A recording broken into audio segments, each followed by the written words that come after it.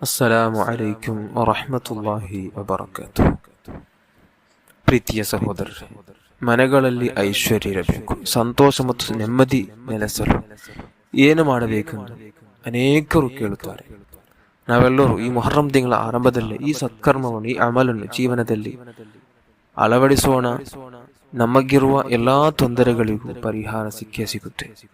ಒಮ್ಮೆ ಒಂದು ವ್ಯಕ್ತಿ ಅಲ್ಲಾಹನ ದೂತರಾದ ಪ್ರವಾದಿ ಸಲ್ಲಲ್ಲಾಹು ಅಲೈಹಿ ವಸಲ್ಲಂರ ಬಳಿಗೆ ಬಂದು ತನ್ನ ಕಷ್ಟಗಳನ್ನು ವಿವರಿಸಿದರು. ಯಾ ರಸೂಲಲ್ಲಾಹ್ ಸಲ್ಲಲ್ಲಾಹು ಅಲೈಹಿ ವಸಲ್ಲಂ, ನಾನು ತೀವ್ರ ದಾರಿದ್ರ್ಯದಲ್ಲಿದ್ದೇನೆ. ಜೀವನದಲ್ಲಿ ಅನೇಕ ತೊಂದರೆಗಳು, ದುಃಖಗಳು ಮತ್ತು ಸಂಕಷ್ಟಗಳಿವೆ. ಬದುಕು ಬಹಳ ಕಷ್ಟಕರವಾಗಿವೆ. ನನಗೆ ಯಾವುದೇ ಆಧಾರವಿಲ್ಲ. ಯಾ ರಸೂಲಲ್ಲಾಹ್, ಇದಕ್ಕೆ ಯಾವುದಾದರೂ ಪರಿಹಾರವನ್ನು ದಯವಿಟ್ಟು ತಾವು ತಿಳಿಸಿ ಎಂದು ವಿನಂತಿಸಿದರು. ಪ್ರವಾದಿ ಸಲ್ಲಲ್ಲಾಹು ಅಲೈಹಿ ವಸಲ್ಲಂ ಅವರಿಗೆ ಈ ರೀತಿ ಉಪದೇಶಿಸಿದರು. ಒಂದನೆಯದಾಗಿ, ನೀವು ಮನೆಗೆ ಪ್ರವೇಶಿಸುವಾಗ ಸಲಾಂ ಹೇಳಬೇಕು. ಮನೆಯಲ್ಲಿ ಯಾರು ಇದ್ದರೂ ಇಲ್ಲದಿದ್ದರೂ ಸಲಾಂ ಹೇಳಬೇಕು. ಅಸ್ಸಲಾಮು ಅಲೈಕುಂ ಎಂದು ಹೇಳಬೇಕು. ನಂತರ ನನ್ನ ಮೇಲೆ ಒಂದು ಸ್ವಲಾತ್ ಹೇಳಿ, ತುರೂದು ಹೇಳಿ, ಅಲ್ಲಾಹುಮ್ಮ ಸಲ್ಲಿ ಅಲಾ ಸೀದನಾ ಮುಹಮ್ಮದಿನ್ ವ ಅಲಾ ಆಲಿಹಿ ವ ಸ್ವಹ್ಬಿಹಿ ವಸಲ್ಲಂ, ಒಂದು ಸ್ವಲಾತ್. ಇದನ್ನು ಒಂದು ಬಾರಿ ಹೇಳಿ. ನಂತರ ಸೂರತುಲ್ ಇಖ್ಲಾಸ್, ಕುಲ್ ಹುವಲ್ಲಾಹು ಅಹದ್ ಅಲ್ಲಾಹು ಸಮದ್ ಲಂ ಯಲಿದ್ ವಲಂ ಯೂಲದ್ ವಲಂ ಯಕುಲ್ ಲಹು ಕುಫುವನ್ ಅಹದ್ ಎಂಬ ಸೂರತನ್ನು ಒಂದು ಬಾರಿ ಪಠಿಸಿ.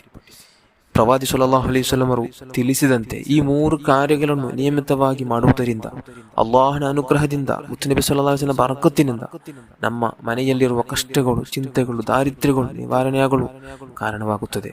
ಆ ವ್ಯಕ್ತಿಯು ಈ ಉಪದೇಶವನ್ನು ಅನುಸರಿಸಿದರು. ಅಲ್ಲಾಹನು ಅವರಿಗೆ ತನ್ನ ಕರುಣೆಯಿಂದ, ಪ್ರವಾದಿ ಸಲ್ಲಲ್ಲಾಹು ಅಲೈಹಿ ವಸಲ್ಲಂ ಬರಕತ್ತಿನಿಂದ ಸಮೃದ್ಧಿ ಮತ್ತು ಒಳಿತನ್ನು ಕೊಟ್ಟನು.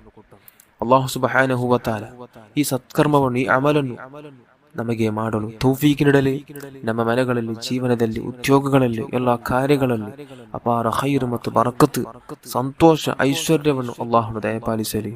ಆಮೀನ್ ಯಾ ರಬ್ಬಲ್ ಆಲಮೀನ್. ಅಸ್ಸಲಾಮು ಅಲೈಕುಂ ವರಹಮತುಲ್ಲಾಹಿ ವಬರಕಾತುಹು.